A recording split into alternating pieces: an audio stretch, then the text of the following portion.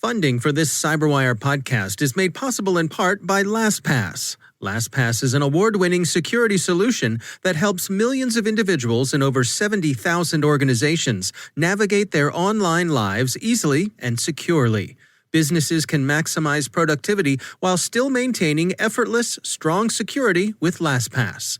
LastPass can minimize risk and give your IT team a breakthrough integrated single sign-on, password management, and multi-factor authentication solution.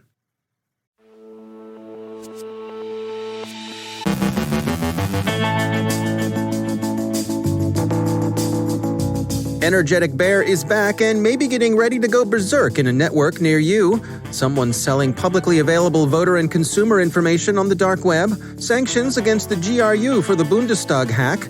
The U.S. sanctions Qods Force and associated organizations for disinformation efforts.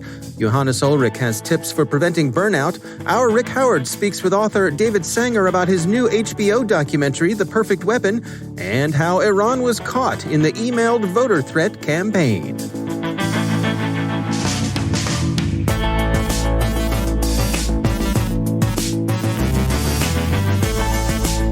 I'm Dave Bittner with your CyberWire summary for Friday, October 23rd, 2020.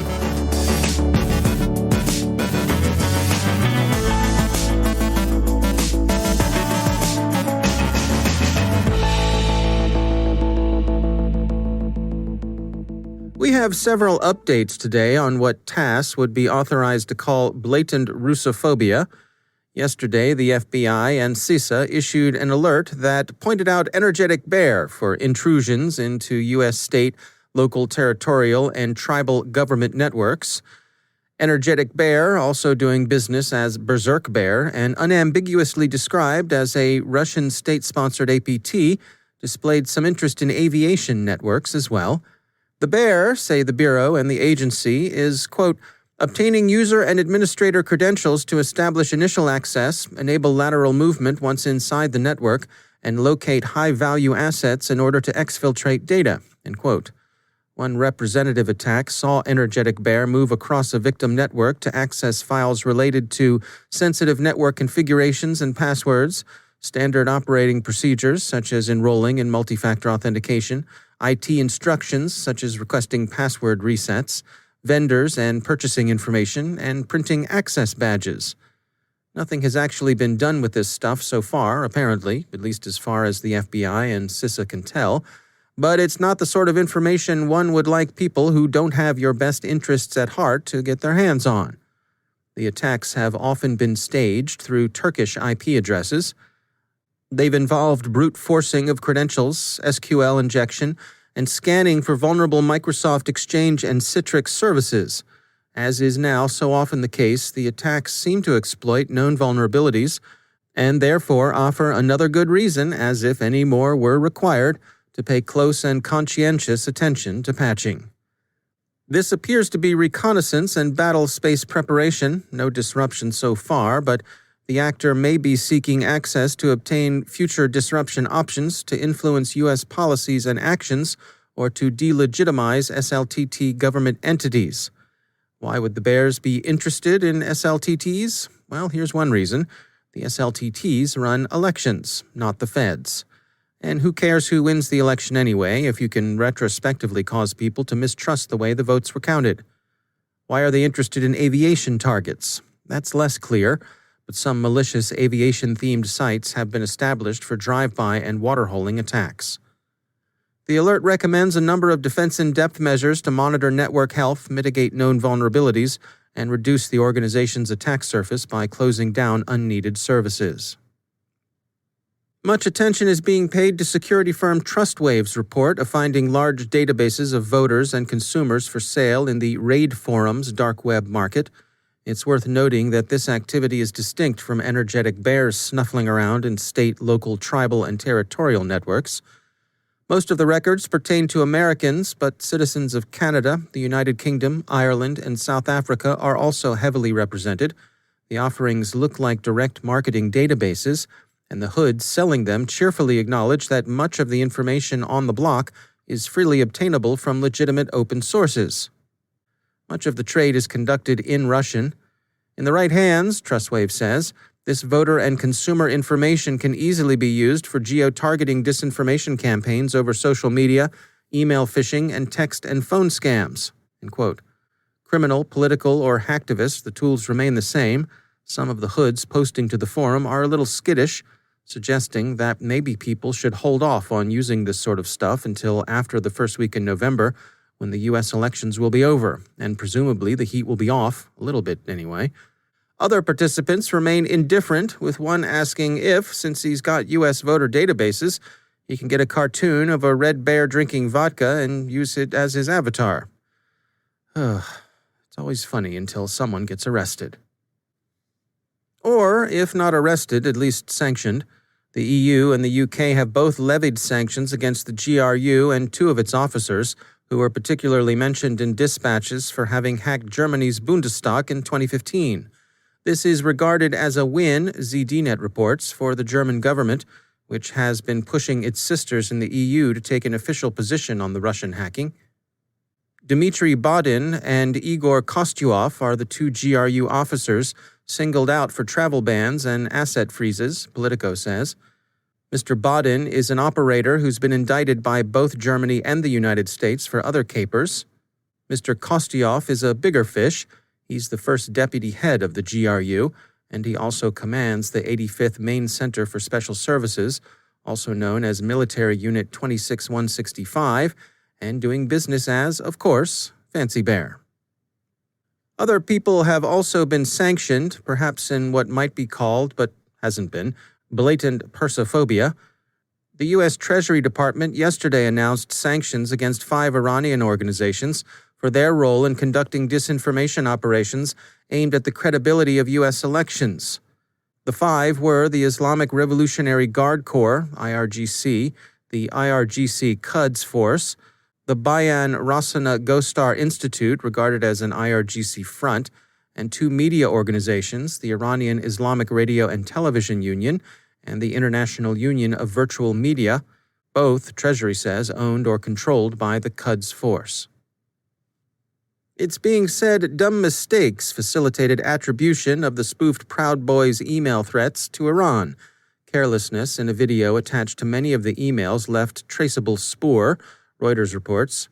Here's how they know. It was possible, from the way the video was shot, to do some virtual shoulder surfing. Quote, "The video showed the hackers' computer screens as they typed in commands and pretended to hack a voter registration system. Investigators noticed snippets of revealing computer code, including file paths, file names, and an IP address." End quote. The IP address, hosted by Netherlands-based WorldStream, was traced to earlier Iranian attacks. Cross-referencing this and other clues in the video with other sources of intelligence, a U.S. official told Reuters on condition of anonymity, clearly indicated Iran. So, straight up, the U.S. says, it was Iran. A spokesman for Iran's delegation to the UN dismissed the U.S. accusations as malarkey. Quote, "These accusations are nothing more than another scenario to undermine voter confidence in the security of the U.S. election and are absurd." End quote. But the whole thing could have been avoided had the Iranian operators making the scare video not striven for so much verisimilitude. I mean, we've all seen TV. The way you depict hacking is to have someone sitting at a keyboard, hoodie optional, geeky affect required, staring, typing vigorously for 3 seconds or so, and then announcing, "I'm in." You focus on the operator's face, and you don't show the screen, and yet somehow the screen is being projected onto the operator's face. If it works for Hollywood, it should work for Tehran, too. There's a reason genres have rules, you know. As it stands, Qods Force is probably saying right about now, quote, "Get me rewrite and hire that Alan Smithy. We've long admired his work." And with that, cut!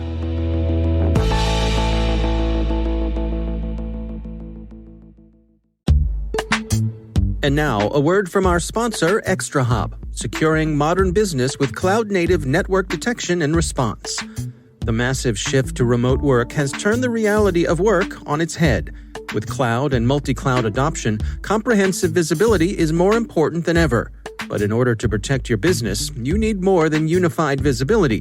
You need intelligence response workflows so teams can collaborate easily and act quickly.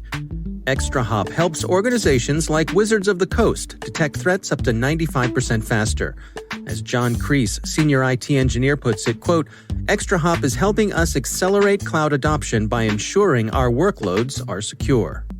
See how it works in the full product demo, free and no forms required, at extrahop.com/cyber. That's extrahop.com/cyber. And we thank ExtraHop for sponsoring our show.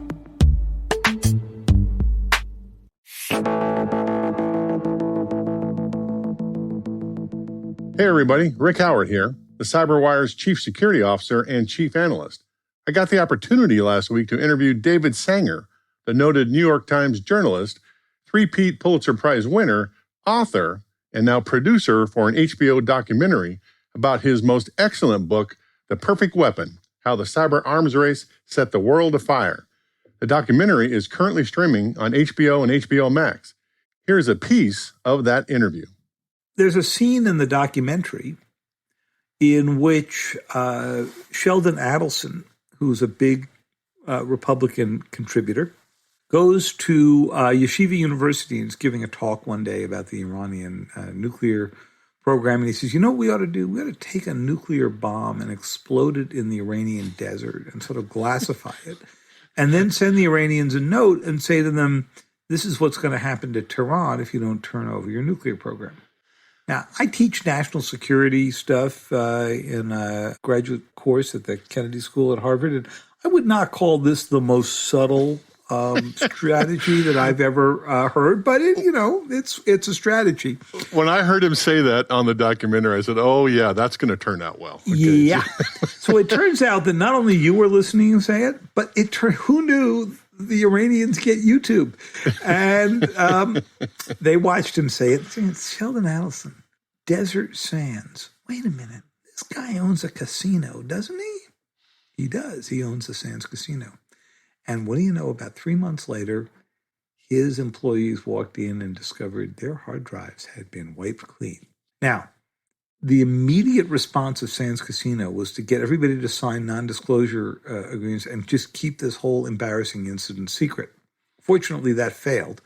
And on the documentary, you will see hidden behind changed voices and darkened shadows so you can't see their faces, some of the employees at the Sands describing what it was like to be on the receiving end of the Iranian hack. So we have Stuxnet, that's U.S. and Israel. We have the Sony attacks, which is North Korea. And we have Sands Casino, which is the Iranians. We can't get you out of here without talking about the Russians. The Russians, yeah. And NotPetya. They're busy. Yeah. Talk to us about NotPetya.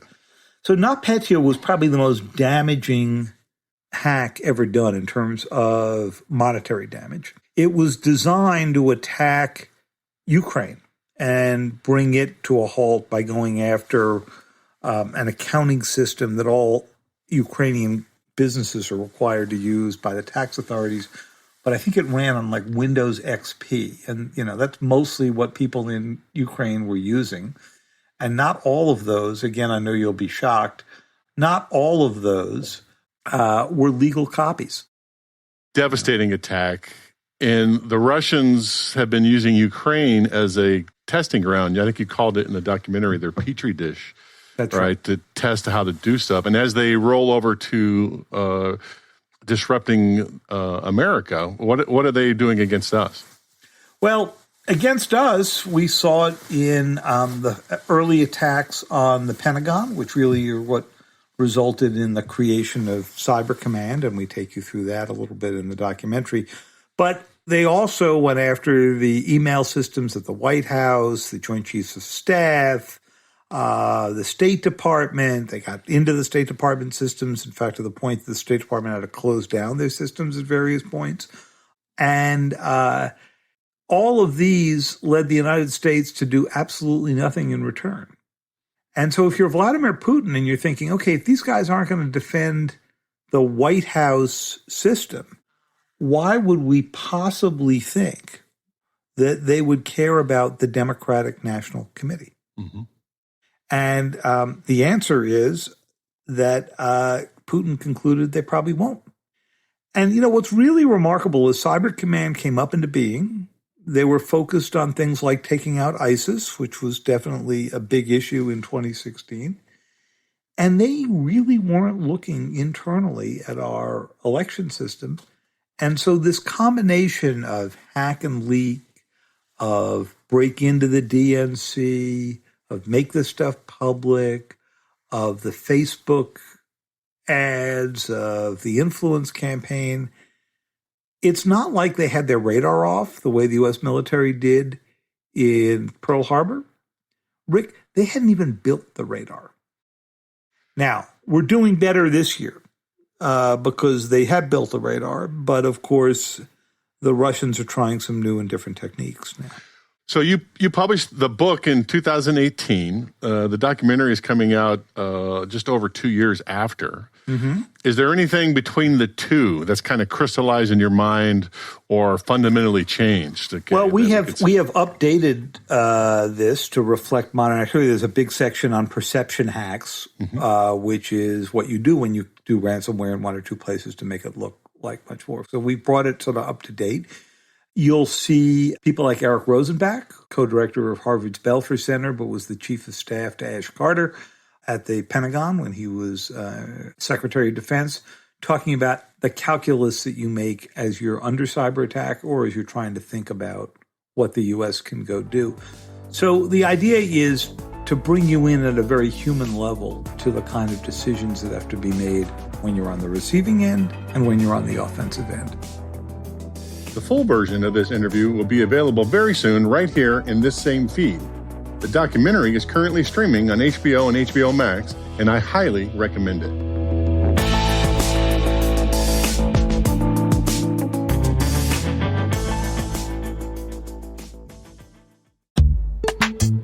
And now, a word from our sponsor, Dragos. Register for the free virtual Dragos Industrial Security Conference on November 5th. Presented exclusively for industrial asset owners and operators, you'll hear the latest research on ICS threats, vulnerabilities, and malware, lessons learned from incident response and threat hunting teams, and unmatched swag. Visit dragos.com/DISC. That's dragos.com/DISC. And we thank Dragos for sponsoring our show.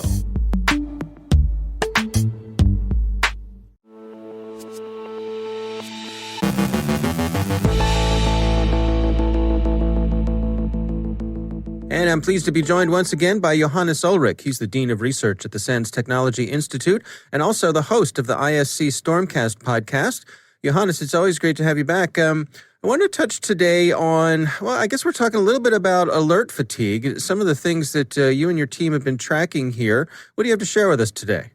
Yeah, this is really partially based on personal experience, but also a lot of the reports we're getting in from readers at Internet Storm Center that send us logs and such.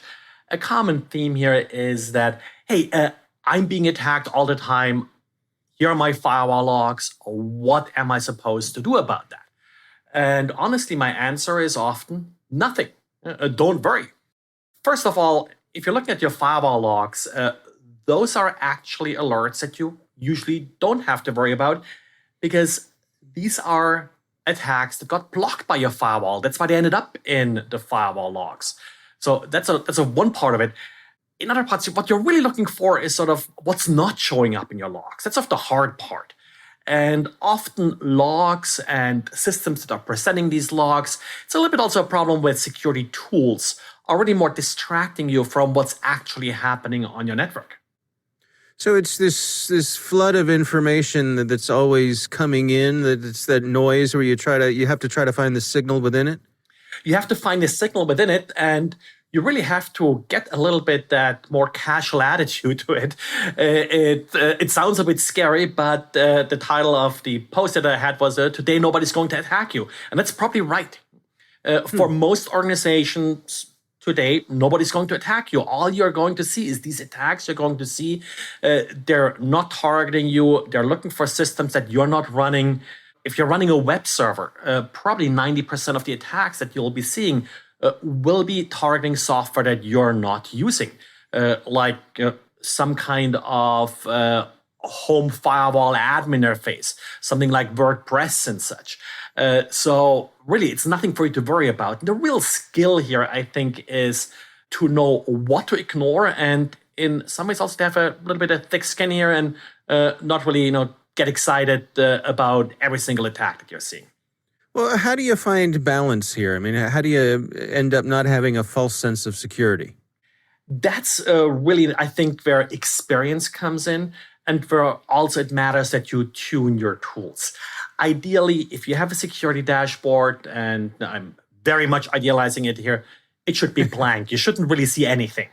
And whenever something pops up, that should be something new, that should be something special.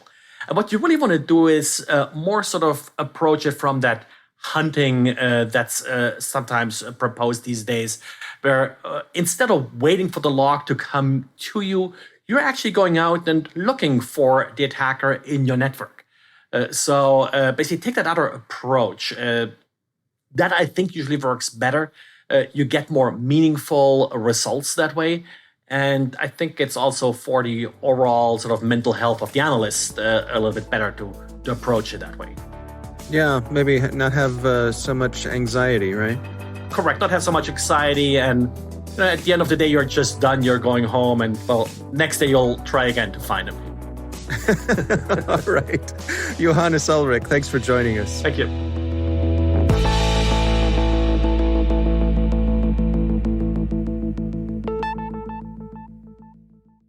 Thanks to all of our sponsors for making the CyberWire possible, especially our supporting sponsor, Proofpoint's Observit, the leading people-centric insider threat management solution. Learn more at observit.com.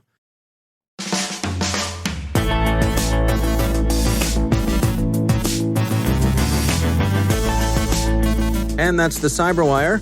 For links to all of today's stories, check out our daily briefing at thecyberwire.com. And for professionals and cybersecurity leaders who want to stay abreast of this rapidly evolving field, sign up for CyberWire Pro. It'll save you time and keep you informed. Like a rock. Listen for us on your Alexa smart speaker, too. Don't forget this weekend to check out Research Saturday and my conversation with Tom Mahler from Ben Gurion University on a new technique to prevent medical imaging cyber threats. That's Research Saturday. Check it out. The CyberWire podcast is proudly produced in Maryland out of the startup studios of Data Tribe, where they're co-building the next generation of cybersecurity teams and technologies. Our amazing CyberWire team is Elliot Peltzman, Puru Prakash, Stefan Vaziri, Kelsey Bond, Tim Nodar, Joe Kerrigan, Carol Terrio, Ben Yellen, Nick Valecki, Gina Johnson, Bennett Moe, Chris Russell, John Petrick, Jennifer Iben, Rick Howard, Peter Kilpie, and I'm Dave Bittner. Thanks for listening. We'll see you back here next week.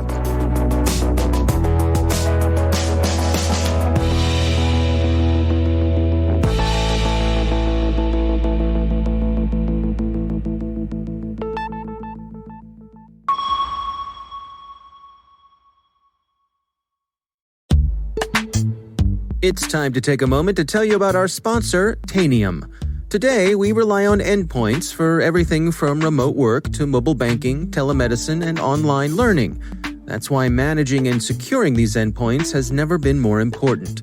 Tanium provides unified endpoint management and security built for the world's most demanding IT environments, providing instant visibility, complete context, and rapid response. That's why all 6 branches of the U.S. Armed Forces and half of the Fortune 100 trust Tanium to protect their IT operations. Join Tanium at this year's Converge 2020 virtual event to learn about the latest advances in unified endpoint management and security, connect with industry peers, and hear directly from other leading technology partners like Google Cloud and Salesforce. Go to converge.tanium.com and enter promo code CyberWire to receive a 15% discount on a lab pass. And we thank Tanium for sponsoring our show.